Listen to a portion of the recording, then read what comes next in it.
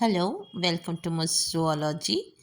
This video is in continuation with the first video on control and coordination in plants. We still continue with the growth stimulators. The second stimulator that we are starting with here is the gibberellin.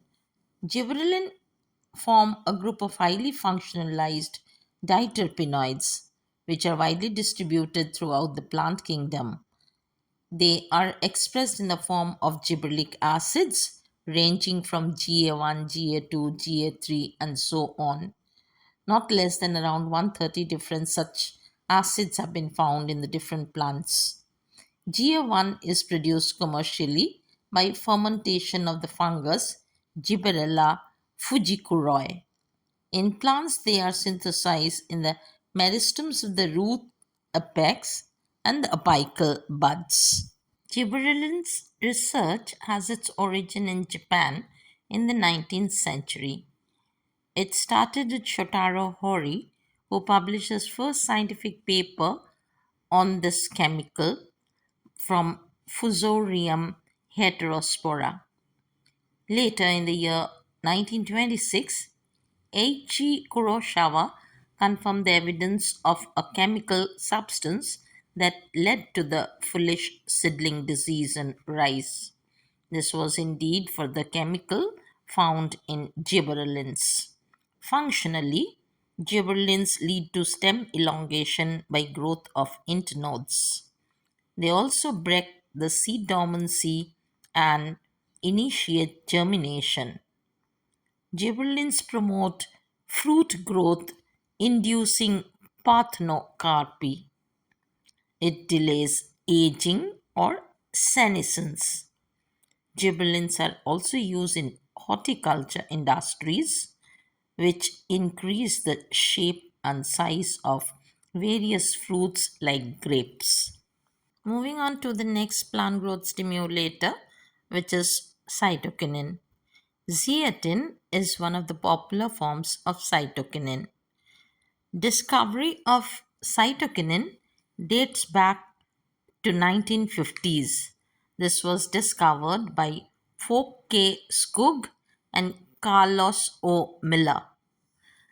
These chemicals are synthesized in the root tips and are transported throughout the plant body via the xylem.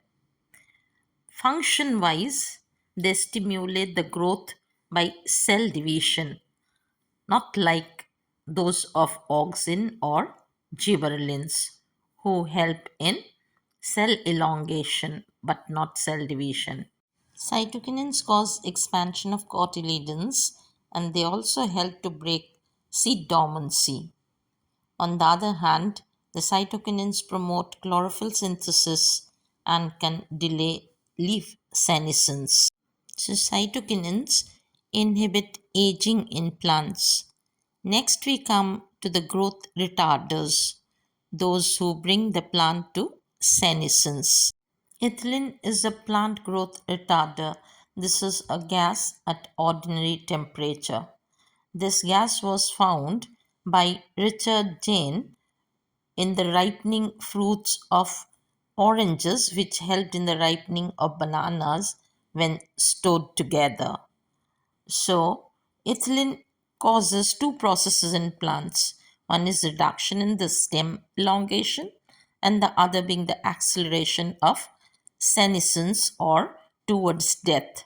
Besides this, it also helps in ripening of fruits, initiating germination in the peanut seeds, sprouting of potato tuber, promoting root growth and root hair formation, and inducing flowering in mangoes.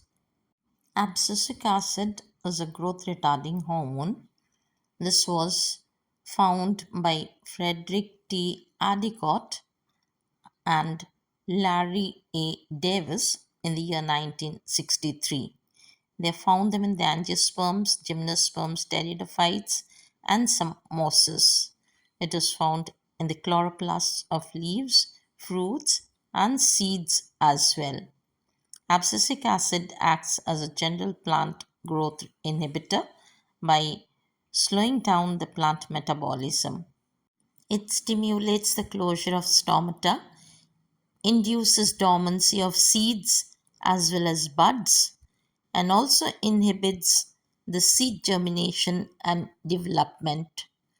Abscisic acid accelerates aging in plants and the abscission or falling of leaves, buds, flowers, and fruits. Thank you for watching. I hope you liked the video.